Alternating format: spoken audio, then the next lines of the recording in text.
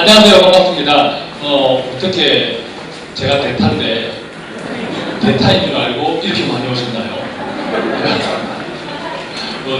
앞에 시간 때 소문이 불선한가 봐요. 제가 대타입니다. 대타는 두 가지 케이스가 있죠. 대타 삼진이 있고 대타 홈런이 있습니다.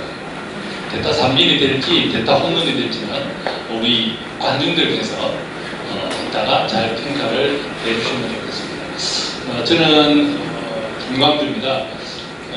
우리 김남순 대표님하고는 같이 일을 나누어서 한다, 이렇게 생각하시면 좋겠고요. 원래 이 자리는 김남순 대표님이 소화해 주시기로 했던 자리인데 소화가 덜 되어서 제가 호두용을 지금 하지 않고 목소리가 안 나요. 그래서 저도 어제도 밤늦게까지 또 교회 일부 세미나 4주짜리에 2주차 인도하고 또 내일 또 익산에서 합동교단 총회 거기 또 세미나로 가야 되고 또 월요일부터는 여전도에 계속 교육 또 여기로 들어가야 되고 많은 일정 중에 오늘은 제가 잠시 쉬어야 되는 일정인데 이렇게 대타로 나오게 되었습니다. 어쨌든 이런 자리에 우리 성도님들과 함께 이 시간 또 함께하게 나누게 해주셔서 하나님의 큰 영광 그리고 감사합니다. 저는 재정 컨설턴트 영사를 하고 재정 컨설턴트를 현직에서 하고 있고요. 한 10여 년 전에 하나님의 재정, 하나님의 원리를 접하게 된 이후로 또 하나님께서 사용해 주셔서 이런 방송이나 등등 해서 하나님의 경제, 하나님의 원칙이라는 이런 주제로 계속 이야기를 나누고 있습니다. 또한 나눔 전문 기업 하우투두, 이 기업은 5년차 되었는데요. 아직 한 달도 흑자를 낸 기업이 아니에요. 매달 60개월 연속 적자를 기록하고 있는데도 불구하고 아직도 하나님께서는 지켜주시고 계십니다. 등등의 활동을 하고 있고 또 최근 자주 나오는데 1년에 한두 번씩 제가 책 쓰는 저는 작가는 아닌데 출판사 몇 군데서 제를 매일은 다 하고 있으니까 그냥 책이 들어들어 나옵니다. 그 중에서 가장 귀하고 복된 책은 지금 책에 있는 사진을 보고 있는 오늘 나눌 주제 예리고에서 배우는 재정관리, 성경적 재정관리입니다. 제 책 포트폴리오를 어떻게 하면 다 정리를 했는데 17권의 책 포트폴리오에 가운데 들어가는 책이 바로 오늘 나눌 말씀입니다. 이런 질문을 한번 가지고 시작해볼까요? 세상은 부유한데 우리는 왜 힘들어할까? 그렇습니까? 세상은 점점 부유해지는데 우리는 자꾸 쪼그라드는 것 같아요. 그렇습니까? 그렇죠. 이 예리고에서 배우는 성경의 재정 원리도 이 책이 쓰여진 것은 사실 3년 전부터 기획된 책이에요. 올 2월달에 나왔죠. 어제 날짜로 3세가 지났습니다. 6개월 만에. 와! 그런데 이 3세가 지내질 동안에 50%의 독자분이 목사님, 선교사님들이에요. 그러니까 제가 목사님들 읽는 책을 제가 쓴다 싶거든요. 오늘 강의가 대타지만 그래도 기대되시죠? 네. 감사합니다. 근데 그때 3년 전에 극동방송에서 방송 와서 실제로 그 방송은 한 4년 전인데요. 이 방송 끝에 끝마무리에 전국에 계신 성도 여러분 혹시 질문이 있으면 주저함이 없이 전화를 해주십시오. 이렇게 극동방송에 전화가 따라가는 오는 시간이 있어요. 그런데 어떤 여직사님이 이렇게 전화를 하신 거예요. 이사님, 제가요 빚이 너무 많아서 빚 갚기도 빡빡한데 그런데도 11조를 해야 하나요? 이런 질문을 대놓고 하신 거예요. 전국 방송에다가. 이런 질문은요 그냥 살짝이 오셔서 메모로 하셔야 되는 질문이거든요. 그렇지 않나요? 이게 거침없이 대답이 나가면 위험하잖아요, 방송인데. 그래서 아주 안전한 대답을 했죠. 예, 집사님 힘내십시오. 기도하겠습니다. 그럼에도 불구하고 하셔야 합니다. 우리는 늘 기도하겠습니다가 정답이잖아요. 그렇죠? 그렇게 전화를 맺고는 얼마나 제가 많은 묻고 찝찝하던지요. 그래서 나로 전화를 드렸죠. 나로 전화를 드려서 제가 또 나눌 수 있는 말씀을 나누었는데 정말 이게 너무 많다 이런 분들이 제 주변에 그런 분들이 점점 많아지거든요. 그래서 우리는 심지어 이런 생각도 하게 됩니다. 하나님께서 만약에 정말 우리의 가난을 원하시는 거 아니야? 더 나아가서 그리스도인에게 가난은 숙명이야 라고 말씀하시는 분도 있습니다. 동의하십니까? 동의하기 싫죠? 만약 동의하라고 그러면 우리는 하나님께 이럴 거예요. 하나님 왜 나만 갖고 그래? 제가 부자일까요? 가난할까요? 저는 아마 이렇게 말씀드리면 제가 전혀 부자가 아닐 거예요. 저는 집이 없습니다. 강남에 살지 않습니다. 제 오래된 차가 10년 가깝습니다. 이렇게 이야기하면 아마 부자가 아니겠죠. 그런데 이렇게 이야기하면 가난하지도 않을 것 같아요. 이제는 분들보다 소득을 몇 배로 벌 겁니다 아마. 그리고 아까 말씀드린 5년째 적자기업을 운영하고 있습니다. 제 1년 365일에 절반 정도는 돈 안 되는 일을 하고 있습니다. 그런데도 불구하고 제 아이 3명은 대학을 졸업했거나 아직도 다니는 중에 학자금 대출이 없습니다. 그렇게 하면 제가 가난뱅이는 아니죠. 그래서 하나님께서는 하나님의 키워드에 우리한테는 가난, 부자, 하나님의 키워드는 없는 거예요. 하나님께서는 우리한테 가난을 원하지도 않고 부자 되라고 말씀하지도 않습니다. 단지 그것을 축복이라고 말씀하시죠. 축복이라고 이야기하십니다. 그러면 하나님께서는 우리한테 어떤 것이 관심이 있을까요? 하나님께서 우리한테 무엇을 원하실까요? 바로 화목입니다. 하나님께서는 내가 너하고 친하고 싶다라는 이야기하는 거예요. 그래서 두 주인을 섬기지 마라. 왜? 우리가 삼각관계는 나쁘잖아요. 삼각관계는 나빠. 제발 삼각관계 좀 하지 말자. 나하고만 사귀자. 나하고만 화목하자라고 해요. 하나님께서 우리한테 말씀하신 것은 화목이에요. 샬롬입니다. 여러분, 제가 샬롬 했죠? 여러분들 샬롬 어렵다고 하셨습니다. 근데 이 샬롬은요, 정말 이 자리에 계신 우리만이 할 수 있는 특권인 줄로 믿습니다. 왜냐하면요, 이 샬롬은 하나님과의 화목한 자들만이 그 화목을 증거하는 바로 인사가 샬롬이기 때문입니다. 하나님 안에서의 평화. 하나님 안에서의 평화. 이것을 위해서 하나님께서 우리한테 누구를 내어주셨나요? 당신의 아들. 그러니까 이 화목이라는 것이 얼마나 우리가 기똥찬 덕템, 기똥찬 특권인 줄을 모른다는 거예요. 이 샬롬, 이걸 화목은 그래서 온전하게 맡길 때 가능한 거예요. 하나님께서 우리한테 온전히 맡기라고 말씀하시는 것이 가난, 부자, 이것은 하나님은 가난과 부자를 무엇에 왜? 하나님은 한 번도 가난해 본 적이 없으시고 가난해 본 적이 없으시니까 가난을 무엇에 하나님께서 그렇죠?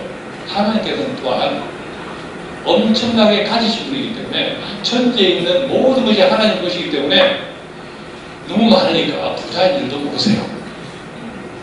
그러니까 하나님한테는 가난도 모르시고 부자도 모르세요. 하나님께서 아무도 모르시는데 우리한테 가난을 원하겠습니까? 부자를 원하지 아니다.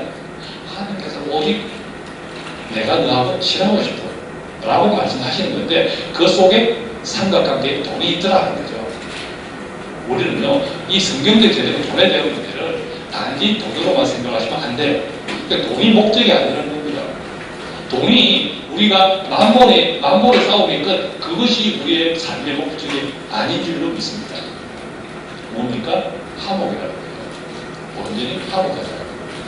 그 우리하고 친하게 원하는 하나님의 그 간곡한 외침에 우리가 응답해야 되는 것이 바로 돈의 문제라는 거예요. 그렇지만 그런데도 불구하고 지금 제가 강의시험 5분대지만 다 공감하시잖아요. 나가면 자기 강의 끝나고 나가 일어나면 또 다 까먹을 거잖아요. 그래서 하나님이 무수하게 자소를 많이 하세요. 성경에 여러 많은 구제들에서 많은 잔소리를 하세요. 왜냐하면 우리는 세상에 나가면요, 세상의 원리과 하나님의 원리는 너무 극명하게 대척적으로 있거든요. 뭐 삼성전자나 이런 대그룹 계열사의 CEO들이 연봉이 얼마예요? 1년에요. 몇십억. 심지어 몇백억인 CEO도 있습니다. 그런 데 비하면 우리의 월급은 얼마입니까? 일용할 양식이에요.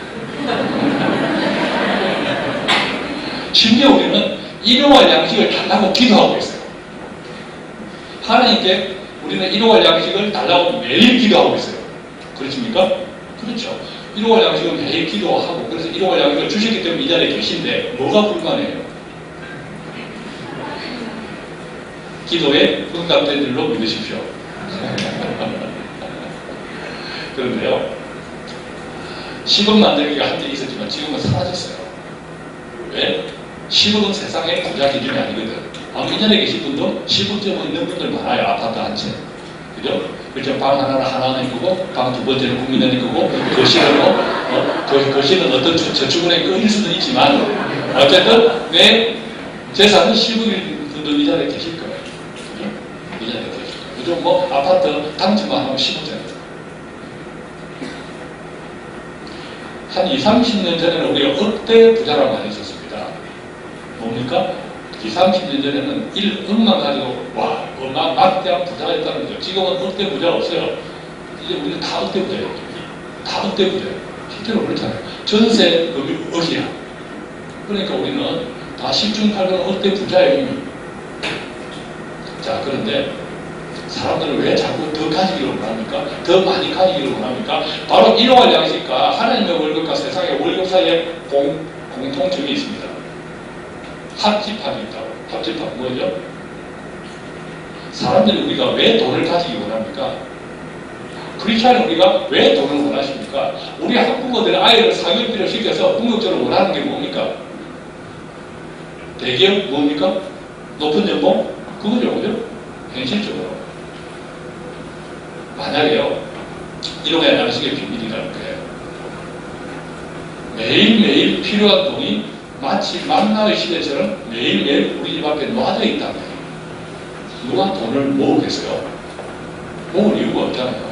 바로 돈을 모어, 그 돈을 쌓아간다는 것은 내일에 대한 염려와 불안 때문에 생기는 현상이죠. 그리고 궁극적으로 그것이 만약에 하나님의 약속처럼 우리가 기도하는 것처럼 일용할 양식이 매일매일 기도 응답된다고 하면 그것을 우리는 할렐루야 그러지 않습니까? 그런데 우리는 불안한 거예요. 여태까지 기도했고 일용할 양식을 얻었는데 내일은 또 불안해. 내일은 또 불안하다. 그러다 보니까 무슨 짓을 해? 어떤 막 이렇게 행동을 한다면, 어떤 짓들을 한다면 무슨 행동을 해요. 근데 그것이 말로가 좋지 않아요. 그래서 우리는 늘 힘들어요. 그런데 어쨌든 세상의 고액 연봉이나 우리가 일용할 양식의 크리스찬의 월급이나 공통점은 돈을 왜 원합니까? 그냥 돈 쌓아놓고 돈질하려고 원합니까? 돈도 능력이야 이 말을 하려고 우리가 돈을 원합니까? 무엇을 원합니까? 일용할 양식도 마찬가지예요. 왜죠? 행복이에요. 행복. 우리가 궁극적으로 원하는 것은 행복입니다.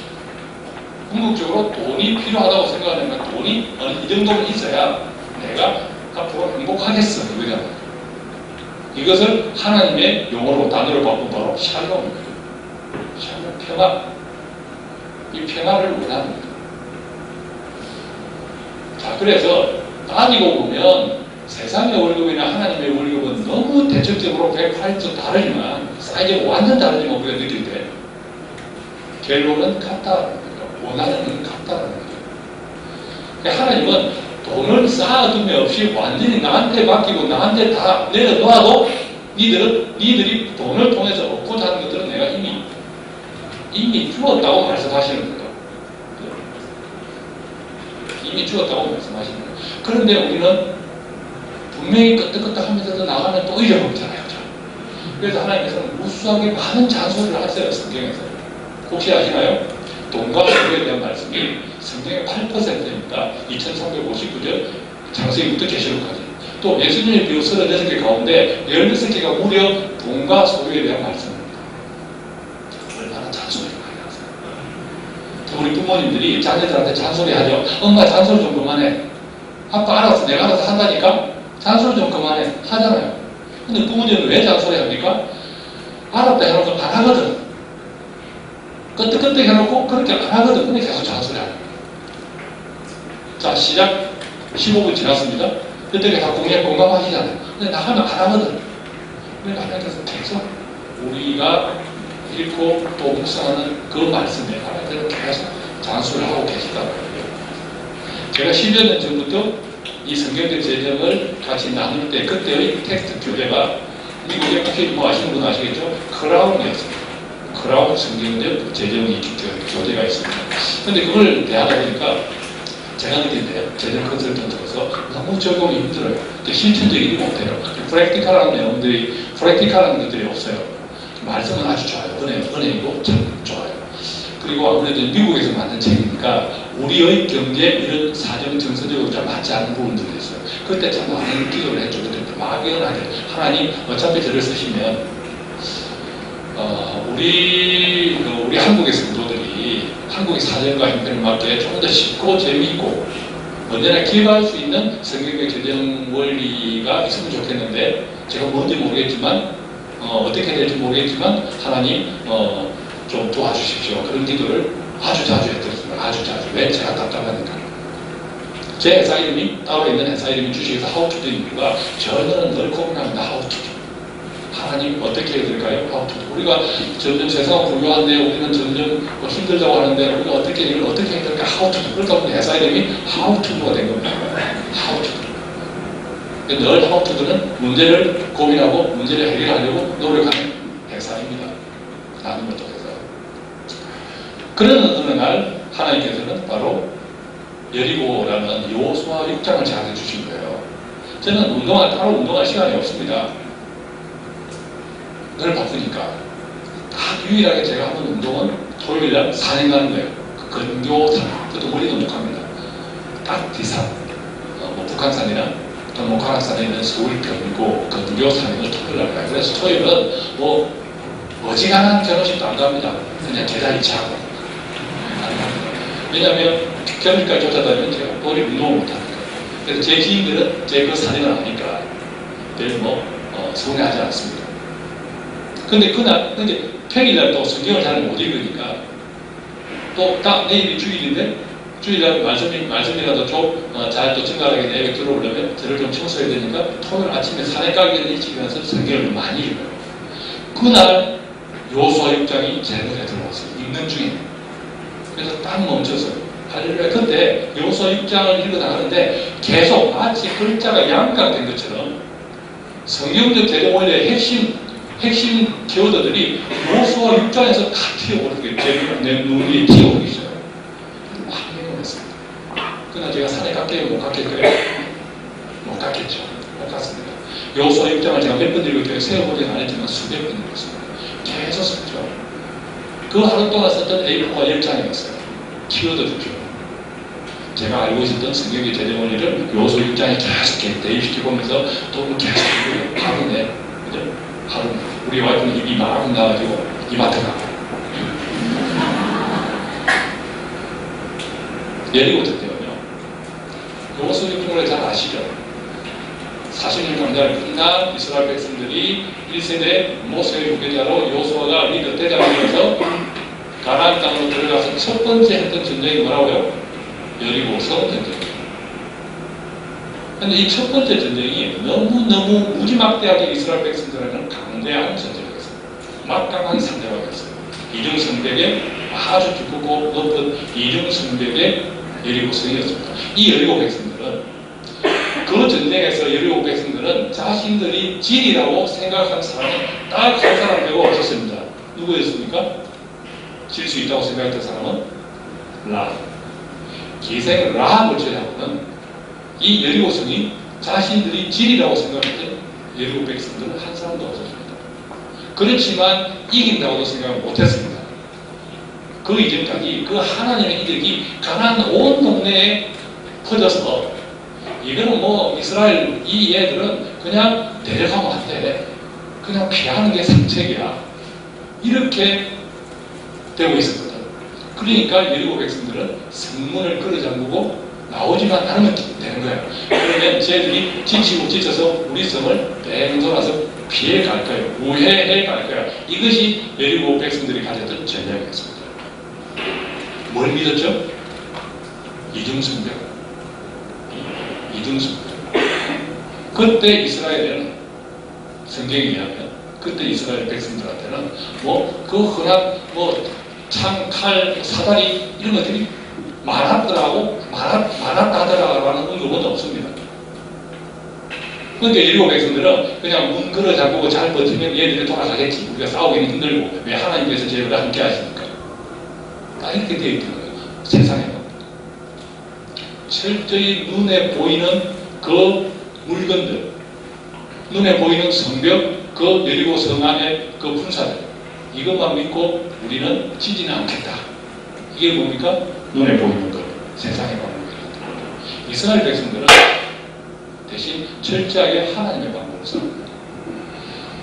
여리고 성이 함락될 때까지 이스라엘에서는 돌멩이 하나 안 날렸고 사다리 하나 걸치지 않았고 힘께 나서는 그 장년들이 여리고 성을 힘으로 밀어보지도 않았습니다.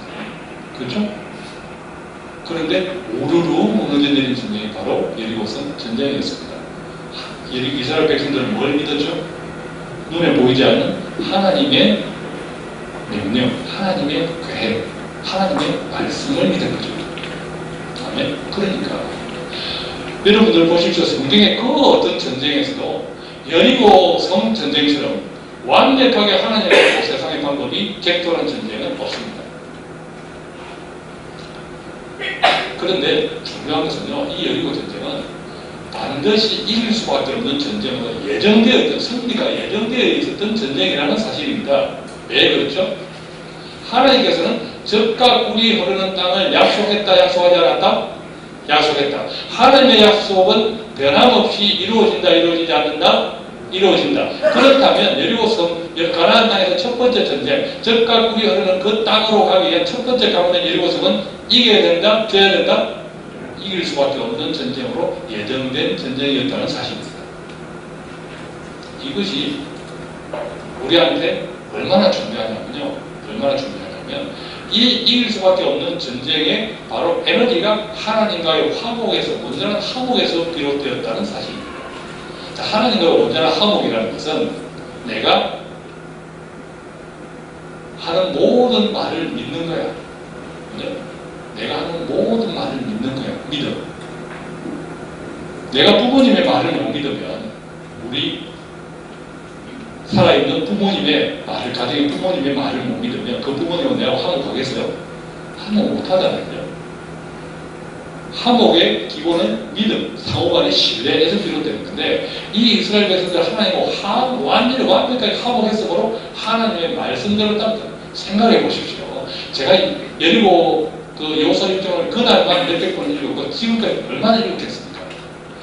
6장뿐만 아니라 6장에서 연관되는 다른 구약, 다른 신약, 무수하게 계속 지금도 읽고 있죠. 지금도 읽고 있죠. 읽고 있는데 정말 이스라엘 백성들은 아무것도 안 읽었어요. 아무것도 안 읽었어요. 그리고 이스라엘 백성들 눈에는 보이는 것이 하나도 없었습니다. 이것이 바로 하나님의 완전한 한목이라는 거예요. 만몬도 마찬가지입니다. 만몬이 어떻습니까? 반드시 이길 수밖에 없는 전쟁은 이미 승리가 예정되어 있는 전쟁이에요. 만몬은. 왜 그렇습니까? 이스라엘 백성에게 젖과 꿀이 흐르는 가나안 땅을 약속하시기 때문에 여리고성은 반드시 이길 수밖에 없다고 예정되어 있는 것처럼, 있었던 것처럼 만몬도 하나님께서 우리하고 완전하게 화목, 선언을 하신 거예요. 실제로 당신의 아들 이미 일방적으로 하나님께서 우리한테 화목, 선언을 하신 거예요. 약속을 하셨다는 거예요. 약속을 하셨다면 그 화목을 가로막는 이 만몬은 반드시 이길 수밖에 없는 전쟁이다 아니다? 이길 수밖에 없는 전쟁이다. 그러니까 하나님께서는 답답하신 거예요. 왜? 이미 이길 수밖에 없는 전쟁, 그 성 앞에서 우리는 지금도 머뭇거리고 있고 우리는 지금도 의심하고 있다는 거예요. 이노와 양식의 그 비밀을 의심하고 있다는 거예요. 그래서 여리고성은 만몬에서 똑같습니다. 너무 판박이고 그 그러니까 우리는 이 여리고성, 만문에서는 무너뜨리는 전략과 여리고성을 그대로 따라하면 될 줄로 믿습니다. 그렇다면요, 하나님께서 왜 우리하고 정말 화목하게 원하십니까? 하나님은 우리는 그렇게 불편해요. 우리는 그렇게 불편해하잖아요. 하나님 11조 좀 하라면 안 돼? 하나님 내 11조 말고 다른 사람들한테 또 받을 거잖아. 그럼 내 거는 좀 눈 감아주면 안 돼? 자꾸 우리는 하나님께 어깃장 놓고 있잖아요.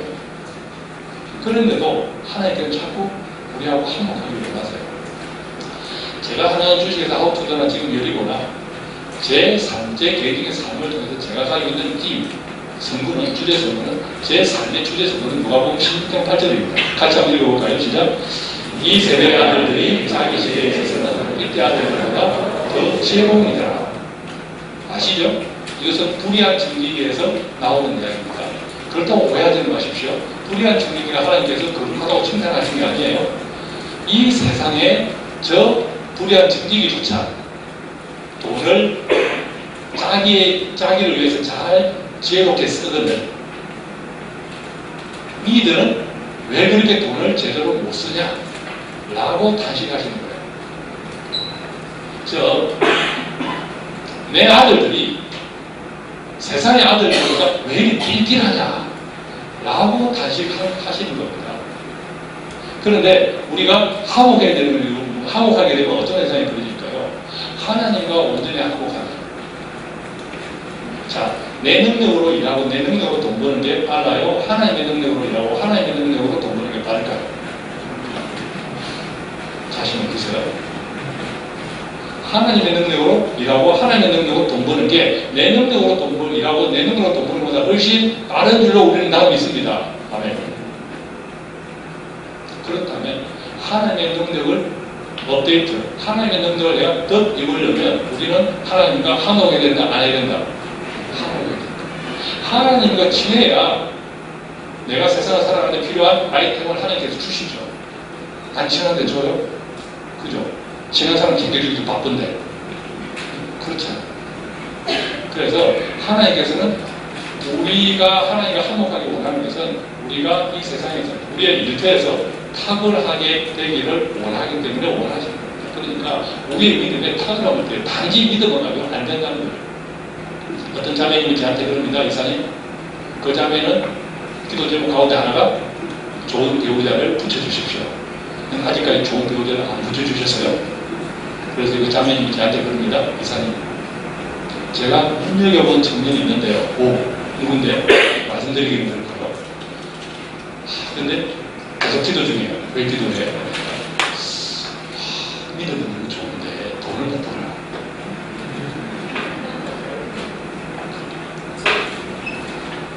또 어떤 자매님이 그럽니다. 이사님, 저도 고민해요. 왜요? 돈은 잘 버는데 교회를 안 나가요. 부모님들 어느 쪽 청년이 좋아요? 믿음은 좋은데 돈은 잘 못 벌어오는 사이가 좋으세요? 아니면 돈은 잘 믿음은 이렇게 교회는 안 나가는데 돈을 잘 벌어오는 사이가 좋으세요? 표현하지 마십시오.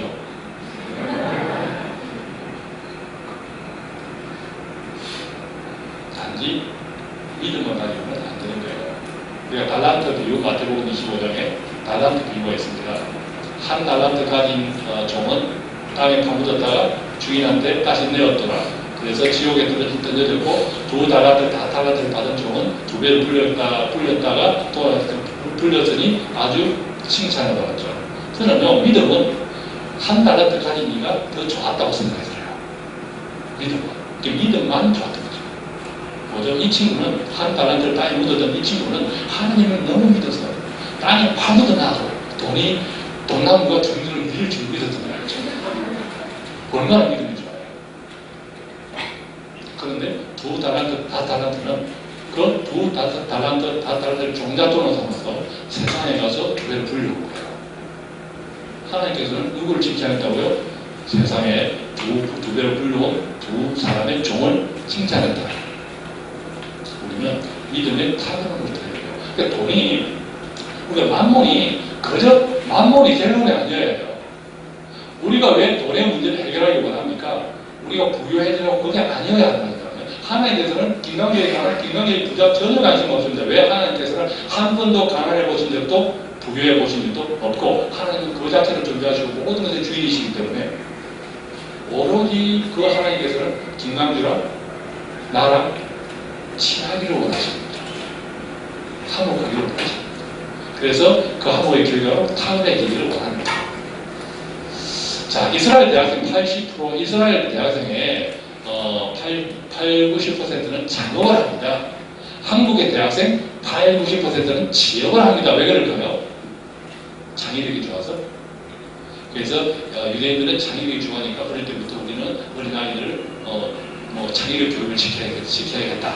이런 결론입니까? 한국의 대학생 90%가 취업을 하는 것은 취업을 할 수밖에 없는 솔루션이라서 그래요. 다른 선택이 없습니다. 이스라엘 대학생 90%는 창업을 하는 이유가요. 창업은 아무리 아이템이 좋더라도 뭐가 있어야 해요? 사업은 쩐이 있어야 해요. 이스라엘 대학생 통장의 잔고가 평균 얼마 줄 아세요? 4억에서 6억. 진짜냐고? 리얼리. 우리나라 대학생 잔고는 많이 났습니다. 그러니까 이스라엘 애들은 돈이 있는데 보통 우리가 창업 경진대회 가가지고 청년들 받으면 얼마예요? 2천만 원. 시드머니 2천만 원. 10번 2억. 그죠? 20번 4억. 그러니까 이스라엘 애들은 대학생들은 한 20번 정도 말아먹을 종잣돈을 가지고 있다는 거예요. 우리는 한 번조차도 말아먹을 돈이 없어. 큰일 나. 그러니까 우리는 지역밖에 솔루션이 없는 거예요. 누가 그렇게 만들었나요? 죄송하지만 이 자리에 계신 부모님들. 이 자리에 계신 부모님들이 우리 자녀들이 오로지 지역밖에 솔루션이 없다고 만들었단 말이에요. 지역밖에 솔루션이 없다고 만들었다. 이스라엘은 13살 때 성인식을 합니다. 13살 때. 13살 때 성인식을 하는데 그 부모는 유산을 조금 미리 준다고 해서 일찍만 주고 유산을 일찍 준다. 그리고 그 친지들은 부족하면서 형편에 따라서 몇백만 원, 몇십만 원 줘요. 그것이 3천에서 5천만 원입니다. 13살 때. 그 13살 때 3천에서 5천을 종잣돈으로 해서 대학 때 매력이 만들어진 거예요. 중요한 것은요. 걔들은 그래서 그렇구나. 그럼 우리 애들 13살, 우리 애한테도 지금 당장 가서 5천만 원 대출 받아 줘야지. 중요한 것은요. 이스라엘 부모들이 볼 때 자기들의 자녀 13살은 한 5천만 원 정도는 관리할 수 있는 능력이 된다라고 인정했다는 거예요. 어떻게? 그렇게 키웠어요. 소위 자녀 교육을, 경제 교육을 그렇게 키웠다는 거예요. 우리나라 13살은 초등 6학년, 초등 6학년에 관리할 수 있는 자산 능력은 얼마? 5만원, 10만원. 근데 5만원, 10만원도 일상적인 관리 능력이 아니고 명절 때나 관리할 수 있는 돈. 근데 명절 때 그렇게 5만원, 10만원 생겼는데 그때부터 엄마랑 싸워. 엄마는 어떻게 이야기합니까? 맡겨놔라. 아들은 어떻게 이야기합니까? 절대 안 맡겨. 그죠? 공수표. 한두 번 겪었나. 엄마한테 간 돈은 절대 살아생전에 배울 때안 한 돈을 알기 때문에. 나중에 친구 선생님은 어떻습니까? 야, 이놈아, 니 옷 사주고, 니 학원비 보내주고, 그것만 해도 이놈아, 그렇게 이야기한단 말이에요. 관리 능력을 이스라엘 아이들은 13살 때 한 5천만 원 정도 관리할 수 있는 아이를 키워요. 이스라엘 자녀들 식탁 대학은요, 성경 공부 등수 아니에요. 그것은 네가 해야 될 일입니다. 그거는 네가 선택하고, 네가 공부를 깡통 차든, 학점이 쌍권총을 차든, 네가 대학을 못 가든, 네가 철학을 전공하든, 네가 경제학을 전공하든, 그건 너의 인생이야. 너가 선택할 때 네 문제야. 아버지는, 엄마는 네가 세상을 살아갈 때 필요한 가장 돈에 대한 돈을 어떻게 관리해야 되고, 돈을 어떻게 모아야 하고, 돈을 어떻게 굴려야 하고, 그것을 가르쳐 줄 거야. 장사는 어떻게 하고, 흥정은 어떻게 해야 돼. 그것을 가르쳐 줄 거야. 그것이 이스라엘의 자녀 교육은 철저히 양육적입니다. 우리는 소유자. 우리는 소유자. 우리의 자녀가는 양육이 아니라 소유죠. 내 거, 소유죠. 그러니까 부모님들의 원풀이를 자신들을 통해서 하려고 하잖아요. 그게 소유예요. 어쨌든 이스라엘 대학생, 이스라엘 자녀들은 철저하게 세상에서 탁월한 사람을 키웁니다. 탁월한 사람. 자, 이 항옥이라고 하는 것은 여리고 성경의 전쟁 원리는 여리고 여호수아 전쟁은 철저하게 믿고 돌면 무너진다고 되어 있습니다. 믿은 대로 돌았더니 돌았더니 그대로 무너진다. 이때 이 믿음이 바로 항옥입니다. 하나님과의 믿음, 이 탁월함, 이것이 바로 믿음에서부터 그 믿음을 바탕으로 실행을 했고 그렇게 했더니 승리했다는 겁니다. 그래서 여리고 재정 원리의 재정관은 바로 탁월함입니다. 우리가 하나님의 은혜를 입었다면, 입었습니까? 입었다면 하나님의 그 단식에 응답하셔야 할 줄로 믿습니다. 그것이 바로 우리가 돈을 이겨야 되는 이유입니다. 그때 우리들의 무기는 바로 하나님과의 화목이라고 합니다. 화목의 전제는 뭡니까? 화목의 정평. 화목의 정평은 바로 드리기입니다. 드리기는 여러 가지 의미가 있다는 것을 우리가 압니다. 하나님께서 순양의 번제를 내가 기뻐받지 않겠노라 하신 것은 하나님께서 그 순양을 배불리 먹기를 원해서 우리의 번제를 원하시는 게 아니라고 합니다. 드리기는 철저하게 이 세 가지 이유를 가지고 있습니다. 첫 번째는 하나님의 소유권에 대한 인정에 대한 약간의 정평입니다. 하나님의 천지에 있는 모든 것이 하나님 거다, 하나님 것입니다라는 우리의 고백이 드리기입니다. 두 번째는 하나님의 경제원칙을 이루는 근간이고 핵심입니다. 세상의 경제원칙은 어떻습니까? 돈이 작은 곳에서 많은 곳으로 흘러갑니다. 그래서 부익부빈이라고 표현하죠. 하나님의 경제원칙은 어떻습니까? 돈이 많은 곳에서 적은 곳으로 흘러가게 합니다. 그것이 바로 그 과정의 플랫폼이 드리기인 줄로 믿습니다. 세 번째는 이 온전한 드리기를 통해서 이 하나님과 우리의 관계가 완전하게 화목을 회복하게 됩니다. 이것이 바로 드리기입니다. 그런데 우리는 갈수록 드리기에 인색합니다. 심지어 어떤 청년은 저한테 이런 질문을 합니다. 대표님, 드리기 할 때 제가 고민되는 게 있습니다. 뭐죠? 새 전입니까? 새 후입니까? 이미 드리기에 대한 시험이 빠졌죠. 자, 월급이니까 세전이나 세후나 전이 무슨 그닥 차이가 납니까? 그럼에도 세전일까 세후일까 이게 고민이라는 건 이미 하나님과의 항목에서 멀어져 있다는 거죠. 드리기에 대한 갈등이 시작되고 있다는 거죠. 마치 바리새인들이 예수님께 세상의 세금은 누구한테 내야 되냐 하고 시험하셨습니다. 하나님께서는 우리가 알고 있지 않습니까? 드리기에 대해서 간단하게, 하나님께서는 드리기에 대해서 아주 단순하게 이야기하십니다.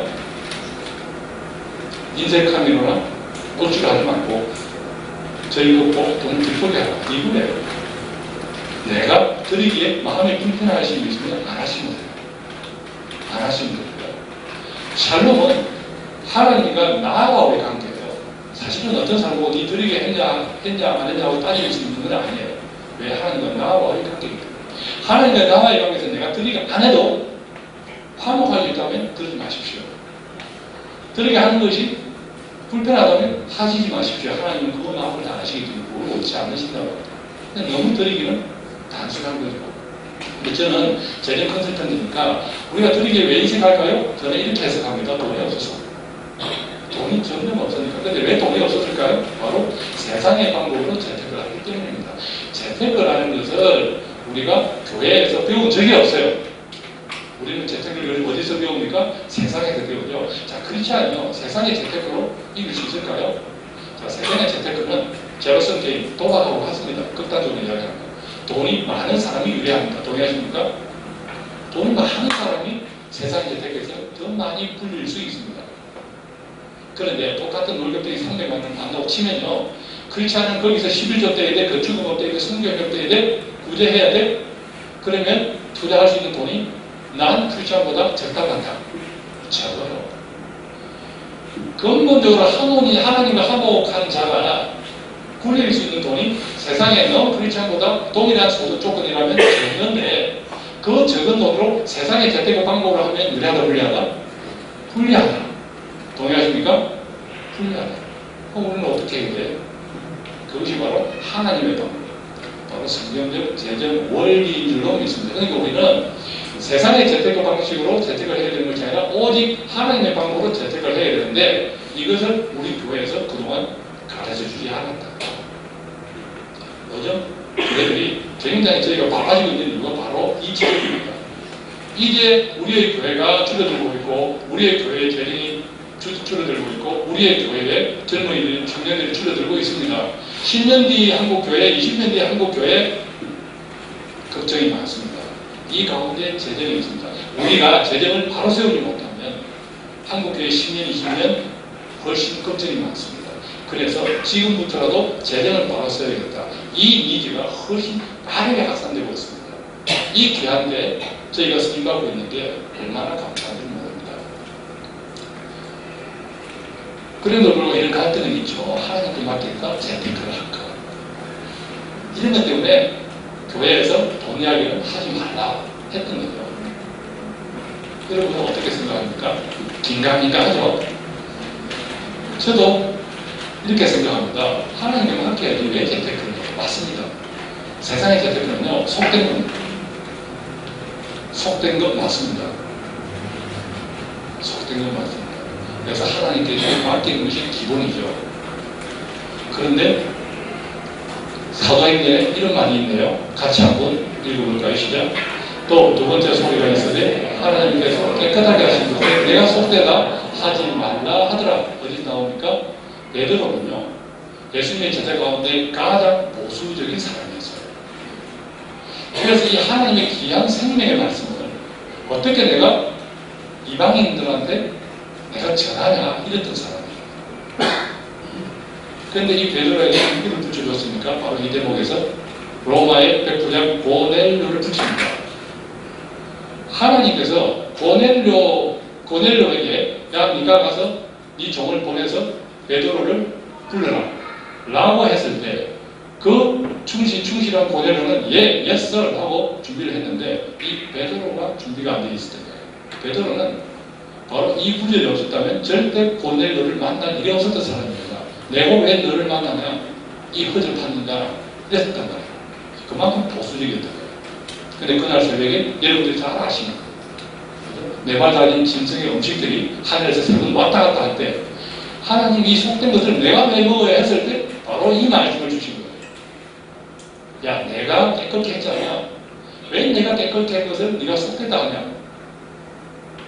그리고 고넬료 보낸 종들이 도착했고 그 종들을 따라서 베드로는 고넬료를 만났고 그 베드로를 본 고넬료는 코가 땅에 닿도록 절을 하면서 베드로를 영접했죠. 세상의 재테크는요, 속된 겁니다. 이 속된 것을 하나님의 말씀, 하나님의 방법으로 깨끗게 해주는 과정이 있다면 그것이 바로 돈과 수에 대한 무수하게 잔소리를 하시는 바로 하나님의 잔소리 성경적 재정원입니다. 우리는 그걸 몰랐잖아요. 성경적 재정을 하나님의 방법을 모르고 우리는 세상의 재테크를 했다는 겁니다. 조금 더 리얼하게 사례를 들어볼까요? 심지어 이런 사람도 있죠. 보험이 왜 필요해? 하나님께서 다 지켜주실 건데 아직까지도 하나님께서 지켜주실 건데 왜 보험을 들어 하면서 보험 하나도 없는 분들도 계세요. 실제로 있습니다. 여러분들은 어떻게 생각하세요? 어떻게 생각하세요? 애매하죠? 애매하죠? 저는 보험이 왜 필요해? 왜 한 겁니다. 기본적으로 그렇지 않으면 하나님의 은혜 가운데서 살아야 돼요. 사탄의 계략은 첫 번째 어떻게 합니까? 우리의 염려와 불안, 근심, 걱정으로 우리를 꼬드깁니다. 우리를 꼬드깁니다. 그래서 이 보험을, 죄송합니다. 혹시 여기서 보험업에 종사하시는 분 계시면 제 이 경망스러운 입을 여기 또 질책하여 주시옵소서. 이 보험을 많이 가질수록 자꾸 불안해져요. 든든해지는 것이 아니라 솔직히 그렇지 않습니까? 그래서 우리는 기본적으로 하나님 은혜 속에 살아야 되고 하나님과의 그 관계에서 우리가 화목하려면 사탄의 그 관계, 염려, 불안, 걱정, 근심에서 가능한 그런 것들을 해서 내려놔야 됩니다. 그래서 보험은 기본적으로 그런 위험이 있다는 거죠. 우리는 기본적으로 하나님 은혜 속에 살아야 됩니다. 그런데 또 이런 분들이 있네요. 같이 한번 읽어볼까요? 사람이 감당할 시험 밖에는 너희가 당하는 것이 없나니 오직 하나님은 믿고사 너희가 감당하지 못할 시험 당하심을 허락하되 아니하시고 시험 당하는 점에 피할 길을 내사 너희도 능히 감당하게 하시느니. 뭐죠? 하나님께서 우리에게 흡사하게 많은 시험을 주시지만 우리가 내가 안전자리에서 다 극복할 수 있는 시험만 주신다는 거예요. 네가 안전자리에서 다 피할 수 있는, 극복할 수 있는 시험만 주신다는 거예요. 그게 하나님 은혜예요. 그런데 간혹 이런 일이 있어요. 내가 안전자리에서 감당하지 못할 시험이 있어요. 살다. 그때는 뭐라고요? 피할 길을 내신다. 이 피할 길이 뭐죠? 보험이라고. 보험을 어떻게 가입해야, 보험을 어떻게 이용해야 되는 원리가 여기 나오는 거예요. 하나님께서는 보험 설계에서 코드도 없는데 정말 대단하신 분입니다. 보험을 어떻게 가입해야 돼요? 볼까요?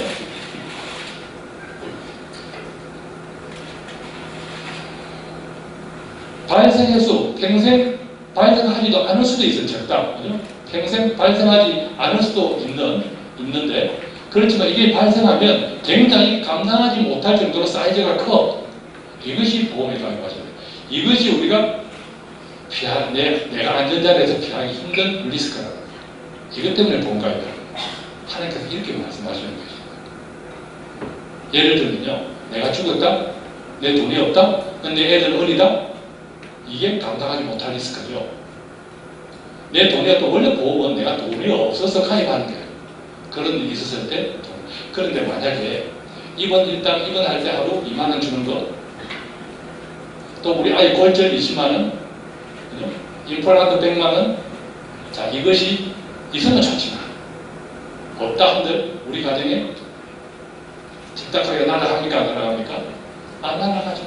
근데 내 보험료가 나갑니까? 안 나갑니까? 나가죠. 그러면 불화가 연료가 많아집니까? 안 많아집니까? 많아지죠. 어떤 기독교인의 우리 보험증들을 보면요, 몇 페이지야? 별의별 특약들이 다 있어요.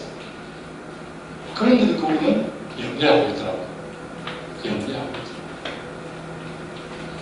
이런 이야기도 바로 하나님께서 심지어 보험을 어떻게 가입해야 되는지도 이렇게 일러주신 하나님.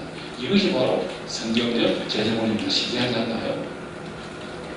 그러니까 하나님께 맡기는 재테크를 말하니까 이제 우리는 만나의 시대가 아니고 땅의 경작 시대예요.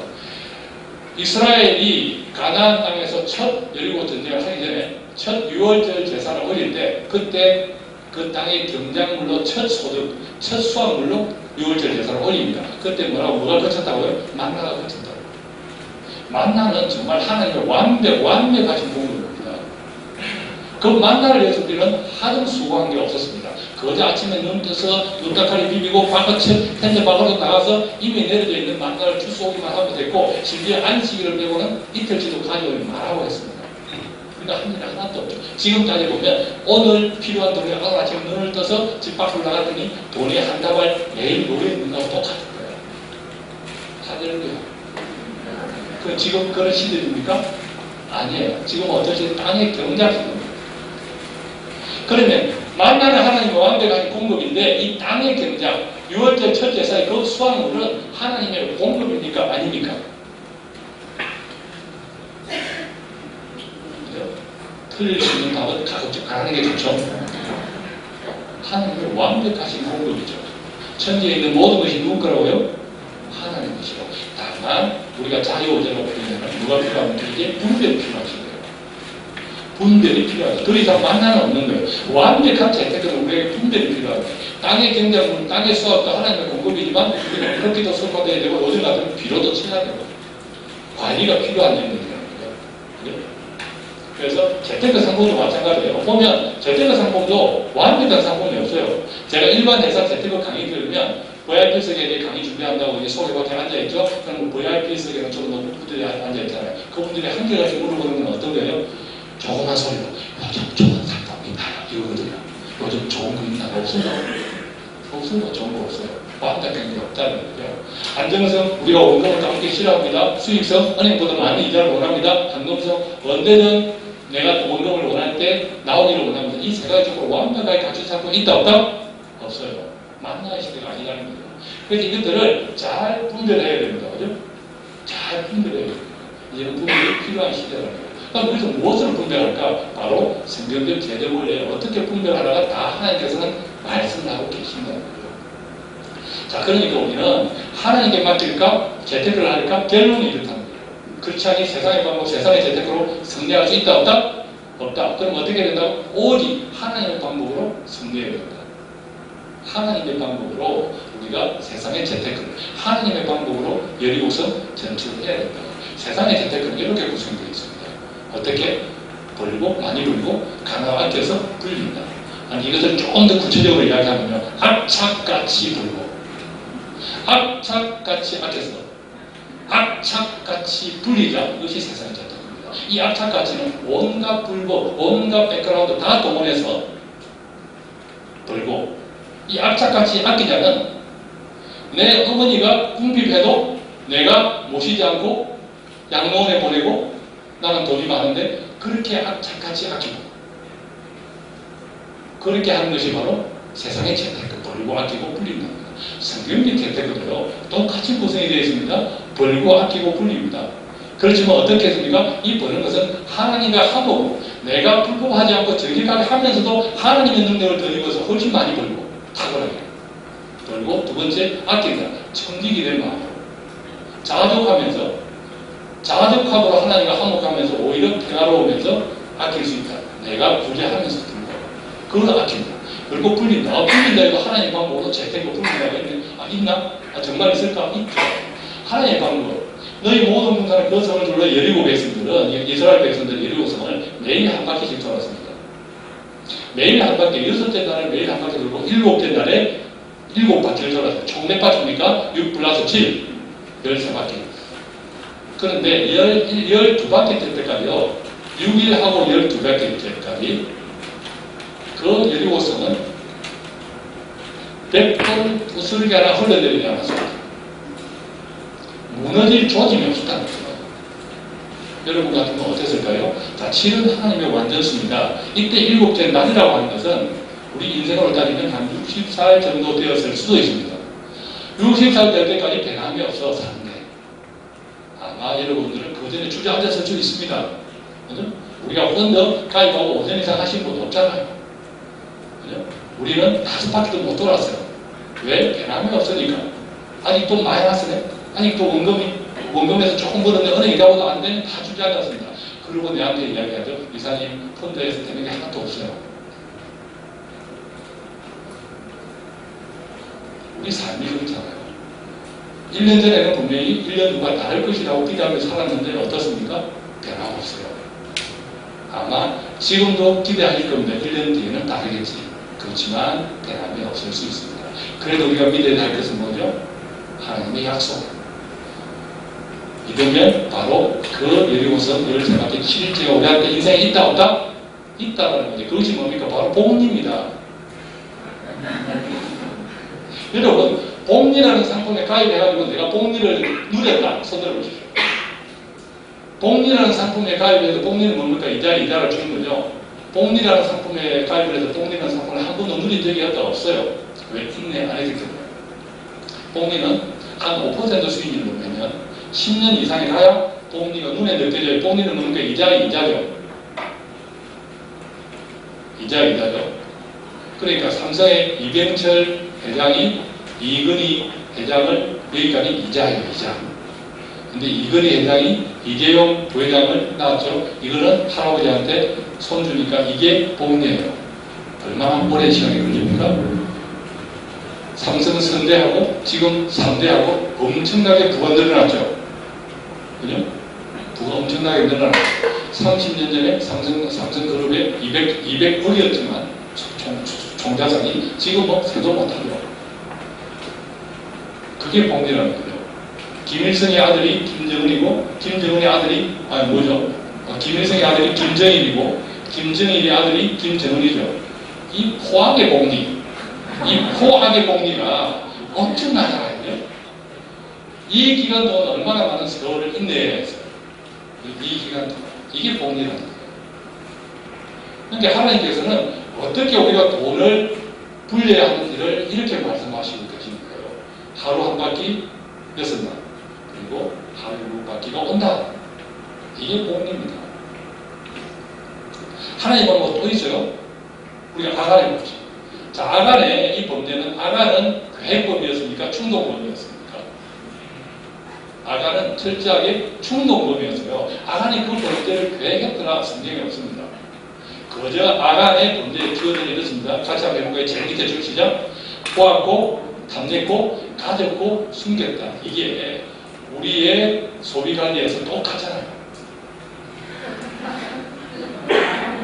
홈쇼핑을 봤더니 탐이 났고, 카드를 긁었더니 영수증을 숨겼다.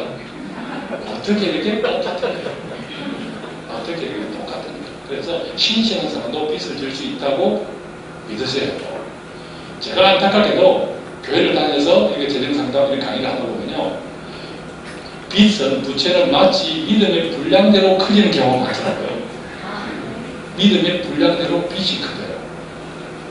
하나님은 원치 않습니다. 하나님께서 우리한테 관리, 그죠? 빚진 자는 제도의 종이 된다. 뭘 관리하라고 말씀하시는 거죠. 그래서 하나님의 방법은 언제나 또한 결산을 원하십니다. 혹시 지금 한 달 결산하신 거 하고 계시는 분 계시나요? 내 소득에서 한 달 지출을 뺀 이 결산 정확하게 하시고 계시나요? 아마 결산이 안 될걸요?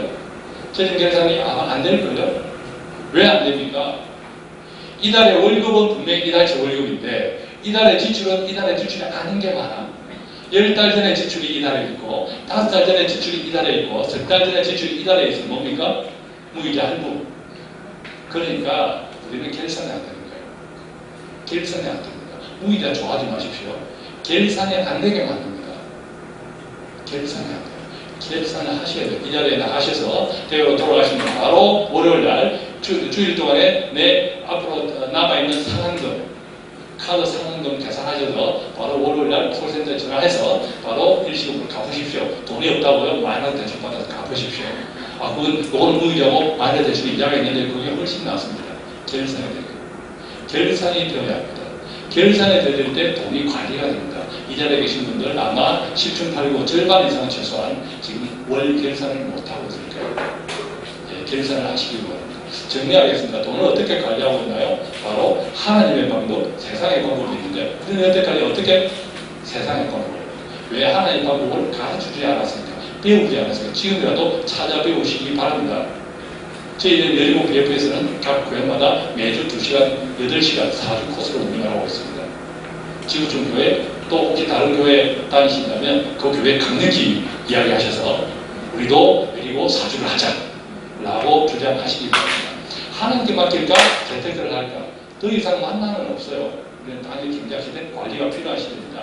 세상의 방법이 아닌 하나님의 방법으로 깨끗게 하고 분별케 하면 그때 세상의 재택해도 우리가 승리할 수 있을 줄로 믿습니다. 그래서 그 결과 우리는 세상을 지배할 수 있을 거예요. 세상과 화목하는 것이 아니라 하나님께서 누가복음 16장 8절에서 우리가 니들이 왜 세상 아들보다 더 뒤떨어지고 띨띨하게 하는 말씀은 하나님의 능력을 덧입어서 우리가 이 세상을 지배할 수 있어야 한다고 말씀하시는 거예요.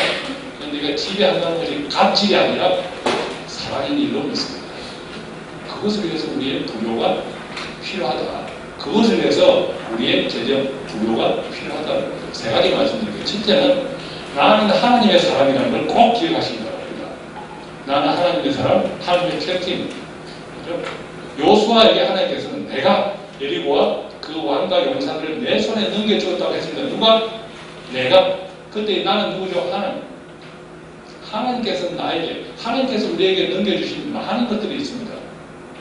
나는 그래서 누구의 사람이라고요? 하나님의 사람, 하나님의 캐릭터이라고. 그렇다면 철저하게 하나님의 스펙을 가지려고 애쓰십시오. 힘드시죠? 이 자리에 계신 청년들은 힘드시죠?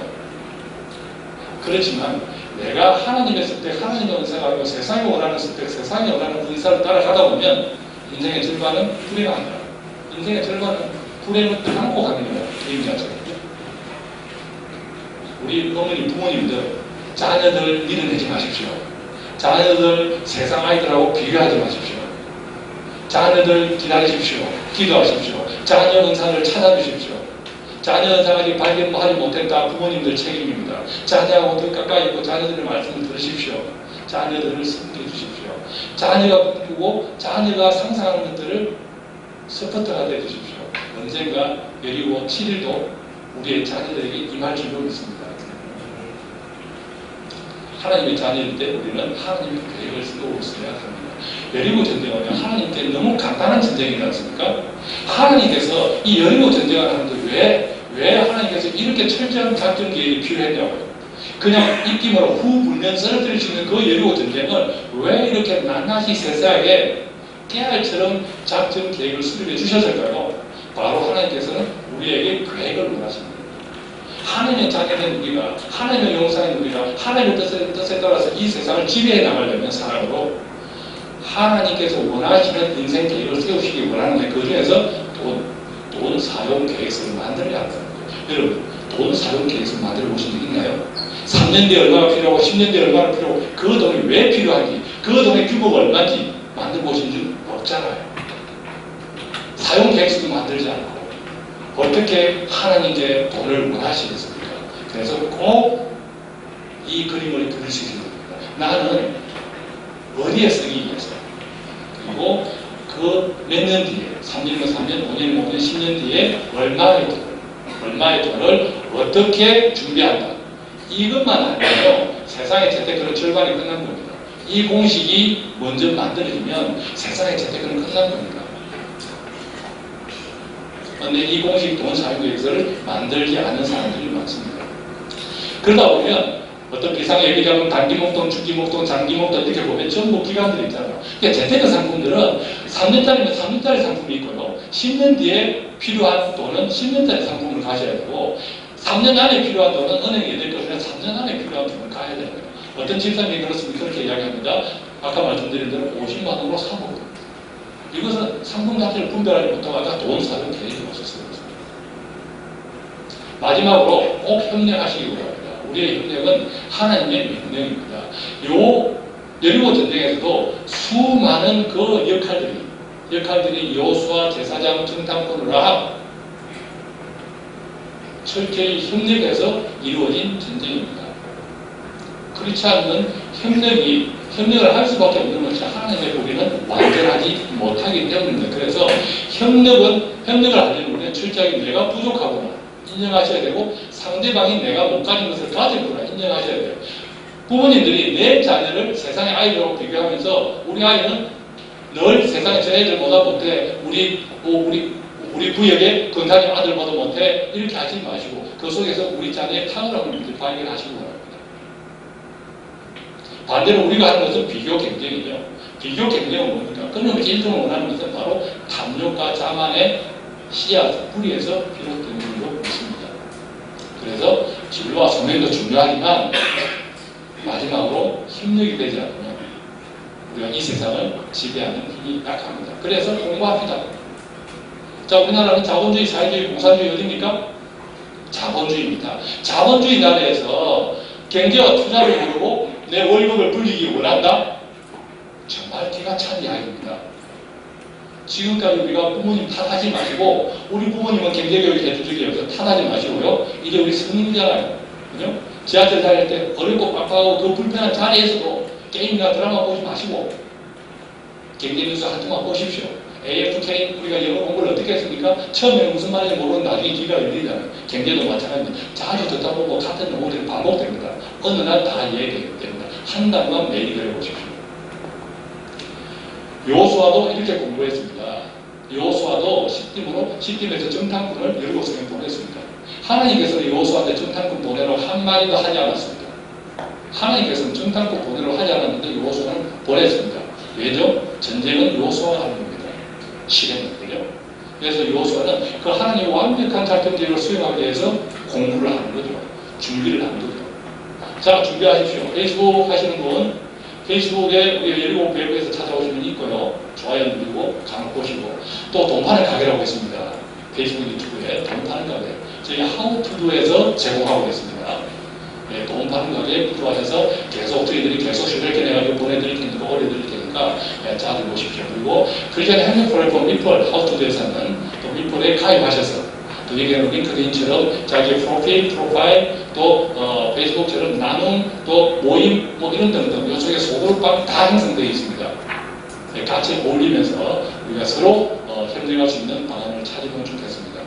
저희는 한국경제신문과 함께 우리 크리스찬뿐만 아니라 한 크리스찬들까지 너무나 많은 경제적으로 공부를 못했던 사람들이 너무 많습니다. 그것이 우리 경제에 사실 발목을 잡고 있어서 항상 경제교육을 하는데 다행히 한국경제신문의 협조를 받아서 저희가 설문조사도 하고 또 혹시 그 과정에서 원하시고 꼭 정말 재정상담, 재정적인 이런 쪽들은 개인별로 다 개인화되어 있기 때문에 일반적인 질문으로 해결하기 힘든 부분이 혹시 있다면 그 밑에 가볍게 코멘트 해주시면 그 필요한 부분대로 저희가 도와드릴 수 있겠습니다. 앞으로도 우리가 이 만몬을 통해서 또 만몬의 전쟁을 하나의 방법으로 승리함으로써 우리가 앞으로 항상 샬롬 하시기를 바랍니다. 감사합니다.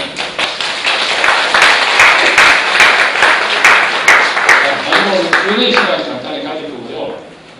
Q&A 시간 질문해 주시면서 설문지 좀 나눠주시면 설문 아까 말씀드린 한국경제신문과 같이 하는 그 세부 소비자 대도조사인데요. 문제도 가볍게 기억해주시고 혹시 또 개인적으로 뭐 궁금한 게 있으면 예고해 주시면 저희가 또 도와드리도록 하겠습니다.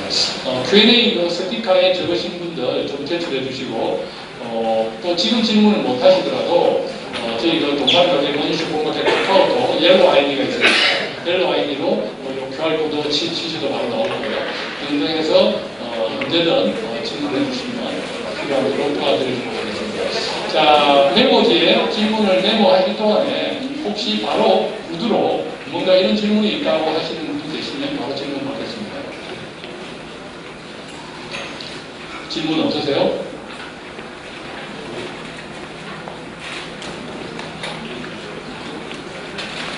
자, 질문 있으신 분 질문해 주시고 또 뭐 메모지를 스티커에 적어서 주실 분들은 적어서 주시고요.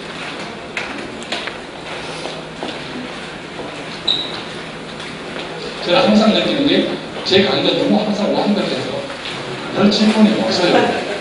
정말 저는 그게 너무 진짜 신통방통 하는 의문입니다. 그런데 적어내라니까 또 깨알같이 적어내시더라고요.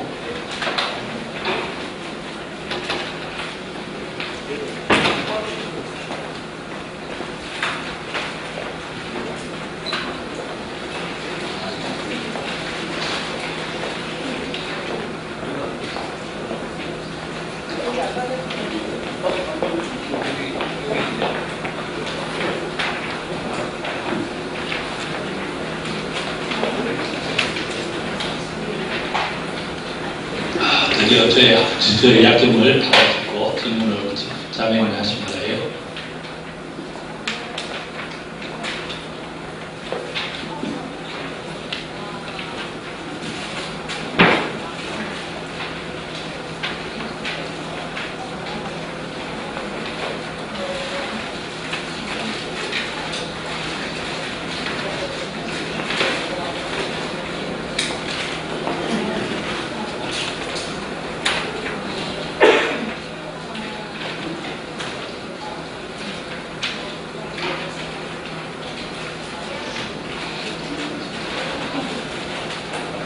모아놓은 돈을 얻고 남편이 작업을 하려고 생각하고 있고 작업은 많이 필요한데 지금 모아놓은 돈을 얻고 월급을 지금 공무원이신데 아직 그 월급은 많지 않으실 거고 이제 시작한 지 얼마 안 되셨으니까 그 돈을 또 모아서 뭔가 작업을 만들기는 또 힘들 것 같고 이런 사정이죠. 그래서 내가 할 수 있는 게 뭐냐? 신용대출 받는 거죠.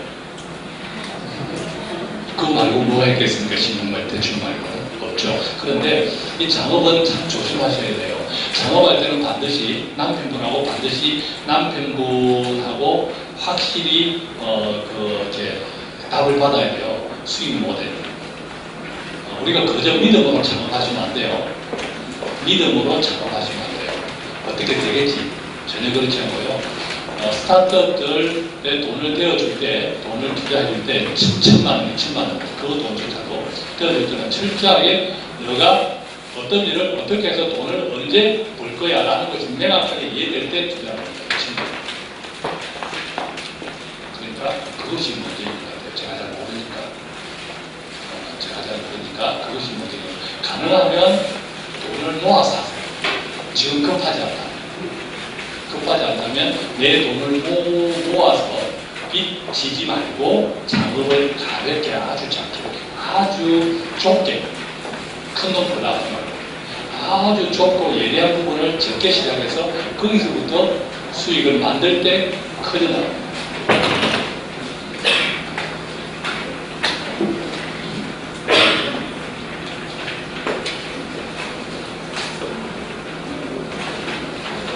제 관련 중에 이런 관련이 있습니다. 여자여, 당신의 남자와 싸워라. 지금 우리 자매님한테 말씀드리는 것이 아니고 우리의 100세 이상의 여성들의 이런 재정관리가 굉장히 중요합니다. 육아 문제 있겠지만 가능하면 경력 단절하지 마시고 결혼 앞둔 자매님들이 있으면 반드시 나의 경력을 단절하지 않는다는 약속을 받고 결혼하십시오. 그 계획을 서약을 받고 공정을 하고 결혼하십시오. 그죠? 네, 그래서 제 관련 제목이 여성이여 당신의 남자와 싸워라.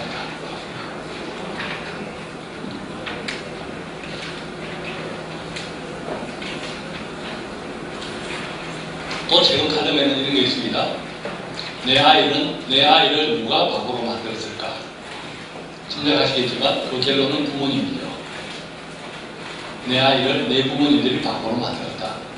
지금 지역밖에 솔루션이 없게 만들었다. 그렇게 해서 월급을 받았더니 그 월급 관리를 도저히 할 방법이 없어서 전부 10중 8구는 은행 예적금에 묻어두었다. 우리 많이 배워야 돼요. 많이 배우시고 배우지 않는 방법이 없습니다. 부모 탓하지 마시고 지금 우리 청년 자매님들 많이 배우세요. 처음에는 어려워도 자꾸 하다 보면 쉬워집니다.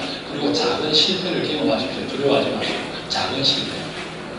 펀드에서 조금 손해보는 걸 감수하시고 계속 가보십시오.